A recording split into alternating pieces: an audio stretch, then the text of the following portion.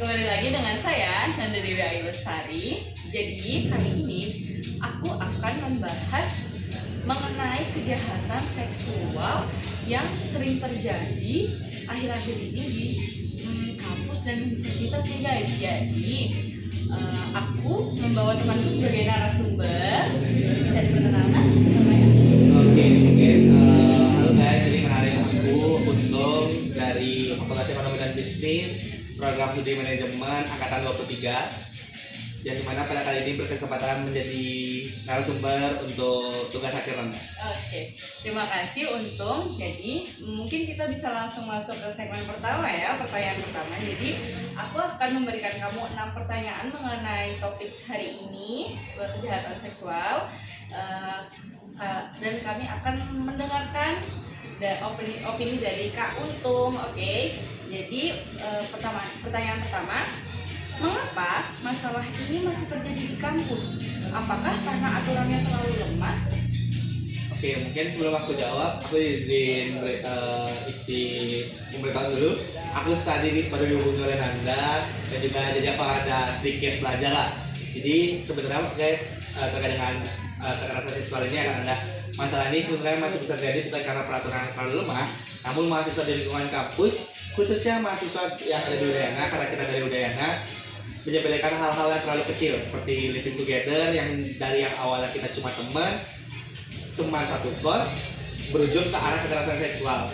Selain kalimat itu, ada juga kalimat aku akan tanggung jawab. Mungkin ini sudah dilihat di lingkungan kita, lingkungan mahasiswa Universitas Udayana maupun mahasiswa universitas lain, yang dimana dari penyepelekan hal-hal kecil itulah kejadian itu bisa terjadi. Mungkin itu berawal dari kata-kata yang sepele mungkin ya. Oke, baik. Kita lanjut ke pertanyaan kedua. Bagaimana mahasiswa dapat bekerja sama dengan pihak universitas untuk menciptakan lingkungan yang lebih aman bagi semua orang? Oke, jadi untuk menjawab poin nomor 2 ini, tentunya mahasiswa dapat ikut menjaga lingkungan kampus dengan menghormati sesama, berani melaporkan tindakan perundungan atau kekerasan seksual, serta mengikuti kegiatan edukasi yang dilakukan di kampus. Ada pada peraturan rektor dalam pasal 4 dan pasal 7 nomor 12 tahun 2021 disebutkan bahwa pencegahan dilakukan melalui edukasi, penguatan aturan kampus, dan pembentukan budaya kampus yang positif dan saling menghargai. Oke, baik. Untuk yang pertanyaan kedua sudah dijawab. Kita beralih ke pertanyaan ketiga. Ini mungkin berpengaruh untuk para korban yang sudah mengalami kejahatan seksual atau yang memang masih ada rasa trauma atau ingin menanggulangi terlebih dahulu dalam kasus kejahatan seksual ini. Jadi, kepada siapa mahasiswa dapat menghubungi jika mereka membutuhkan dukungan kesehatan mental atau konseling setelah terjadi insiden? Jadi mahasiswa dapat menghubungi ada namanya unit layanan konseling atau bisa singkat ULK di Universitas Udayana, di mana unit ini menyediakan layanan konseling, pendampingan, perlindungan, dan pemulihan bagi korban maupun saksi perundungan atau kekerasan seksual. Jadi mana pendampingan dapat diberikan sejak seseorang melaporkan kejadian yang dialaminya. Namun karena pada realitanya unit layanan konseling itu bisa dibilang cukup lambat dalam penanganannya. Jadi kalau dari aku, opiniku lebih baik dari mahasiswa ataupun seseorang, masyarakat ataupun siapapun yang ada di sekitar Udayana, lebih baik mereka langsung ke kantor polisi karena emang ya berwajib lah gitu. Karena melihat udah banyak kasus sebenarnya di Udayana, tapi dari Satgas PPKS ataupun unit layanan konseling lainnya cukup lambat dalam menangani hal tersebut apabila tidak viral. Berarti saran dari Kak Untung lebih baik langsung dilaporkan kepada pihak yang berwajib. Iya, benar. Oke, kita beralih ke pertanyaan keempat ya.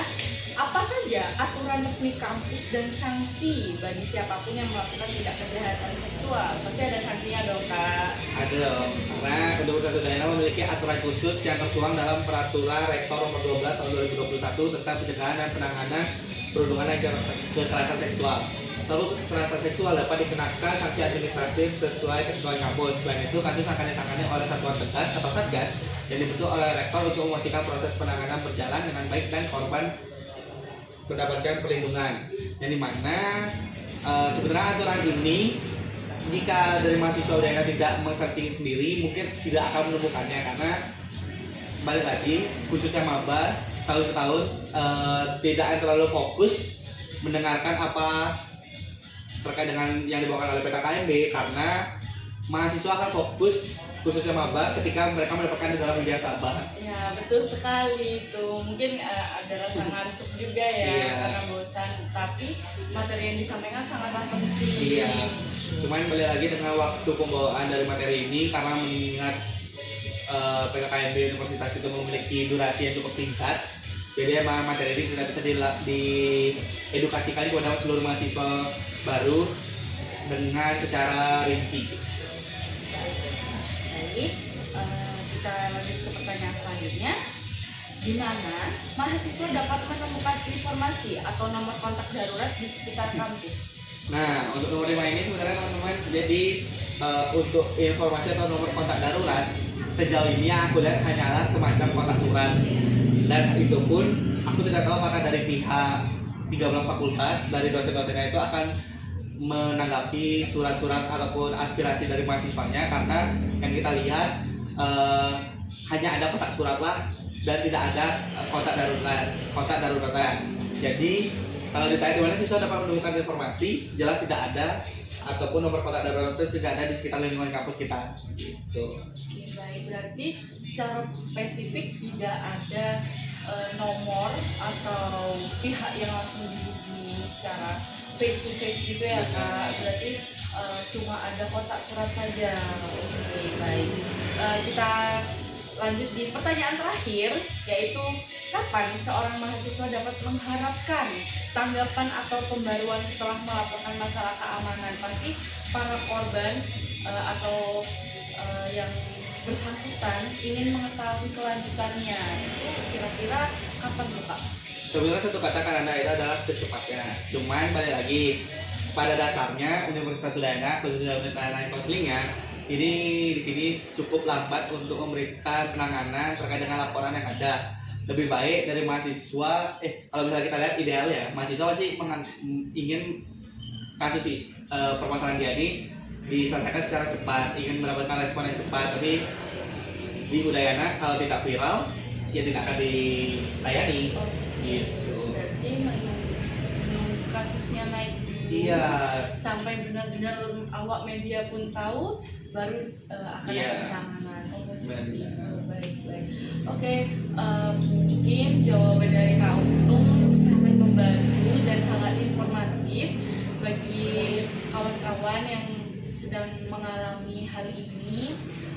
Saran dari Kak Untung dan saran dari aku langsung dilaporkan ke pihak berwajib, karena kalau tidak segera ditindaklanjutin akan berkelanjutan dan membuat trauma lebih dalam. Jadi apakah dari Kak Untung ada tambahan lagi mengenai topik hari ini? Ini nambahannya boleh kalian berharap sama pihak universitas ataupun layanan yang ada di universitas, tapi lebih baik jika memang kalian memiliki masalah terkait dengan kekerasan seksual khususnya di lingkungan Universitas Udayana, supaya kalian langsung melaporkan kepada pihak kepolisian ataupun pihak berwajib lainnya. Oke, baik. Terima kasih Kak Untung atas kesempatannya hari ini sudah mau menjadi narasumber untuk topik hari ini. Saya Nada Dewi Lestari mengucapkan terima kasih dan bisa mungkin semua yang disampaikan oleh Kak Untung bisa bermanfaat untuk para korban dan para teman-teman yang ingin menanggulangi adanya kejahatan seksual. Baik, terima kasih Kak Untung. Dan terima kasih teman-teman sudah melihat dan menonton ini. Jadi semoga bermanfaat dan bye-bye. Terima kasih.